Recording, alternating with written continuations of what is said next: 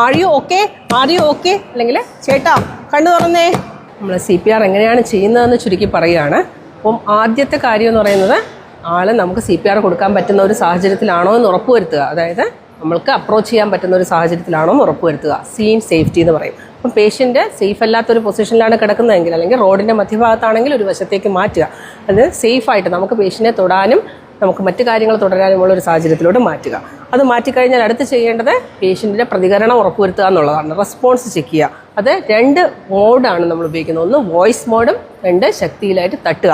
2 തോളിലുമായിട്ട് 2 കൈകളും ഉപയോഗിച്ച് ശക്തിയായി തട്ടുകയും ഉച്ചത്തിൽ അവരെ വിളിക്കുകയും ചെയ്യുക.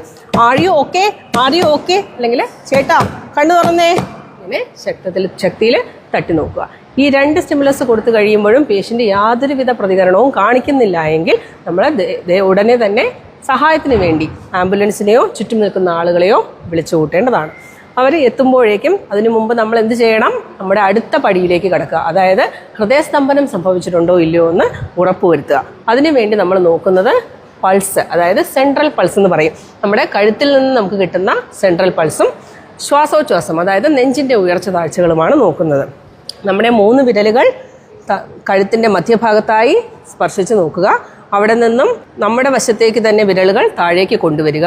അങ്ങനെ കൊണ്ടുവരുമ്പോൾ ഒരു ഗ്രൂവ്, അതായത് ഒരു കുഴി പോലുള്ള ഒരു ഭാഗത്ത് നമ്മുടെ കൈ എത്തും. ആ വിരലുകൾ അവിടെ ഒരു 5 മുതൽ 10 സെക്കൻഡ് വരെ, പരമാവധി 10 സെക്കൻഡ്, കുറഞ്ഞത് 5 സെക്കൻഡ് അവിടെ വെക്കുക.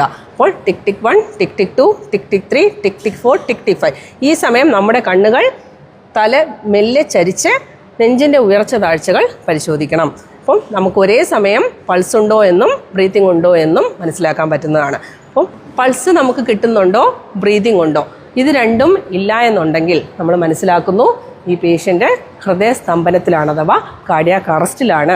അഥവാ ബ്രീതിങ്ങിന് പകരം ചെറുതായി ഗ്യാസ്പിംഗ് എന്ന് പറയുന്ന രീതിയിൽ വളരെ ഒക്കേഷണൽ, വളരെ വിരളമായിട്ട് ചെറിയൊരു ബ്രീത്ത് എടുത്താലും അതിനെ പൾസ് കിട്ടാത്ത സാഹചര്യത്തിൽ കാർഡിയാക് അറസ്റ്റായി തന്നെ കാണേണ്ടതാണ്.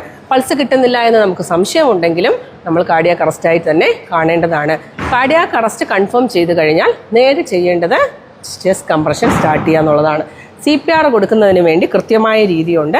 പുരുഷന്മാരാണെങ്കിൽ വസ്ത്രം മാറ്റിവെക്കുക, നെഞ്ച് എക്സ്പോസ് ചെയ്യുക, നെഞ്ചിൻ്റെ മധ്യഭാഗം കാണാൻ പറ്റുന്ന രീതിയിൽ. അത് നിർബന്ധമല്ല, സ്ത്രീകളിൽ വസ്ത്രം മാറ്റണമെന്ന് നിർബന്ധമില്ല. നമ്മുടെ ഏതാണോ ഡോമിനൻ്റ് ഹാൻഡ്, നമുക്ക് പ്രധാനമായും നമ്മൾ ഉപയോഗിക്കുന്ന കൈയുടെ പത്തിഭാഗം, അതായത് ഹീൽ ഓഫ് ഹാൻഡ് എന്ന് പറയുന്ന ഭാഗമാണ് നമ്മൾ കംപ്രഷൻ കൊടുക്കുന്നതിന് ഉപയോഗിക്കുന്നത്. മറ്റേ കൈ കൊണ്ട് നമുക്ക് ലോക്ക് ചെയ്ത് പിടിക്കുക. വിരലുകൾ നെഞ്ചിൽ മുട്ടാൻ പാടില്ല. ഈ മധ്യഭാഗം നെഞ്ചിലെ സ്റ്റേണം എന്ന് പറയുന്ന മധ്യഭാഗത്തുള്ള ബോണിൻ്റെ മധ്യഭാഗത്തായിട്ട് അല്ലെങ്കിൽ കുറച്ച് താഴേക്കായിട്ട്, വയറിലോട്ട് പോകാൻ പാടില്ല. നെഞ്ചിൻ്റെ ഏകദേശം മധ്യഭാഗത്ത് താഴെ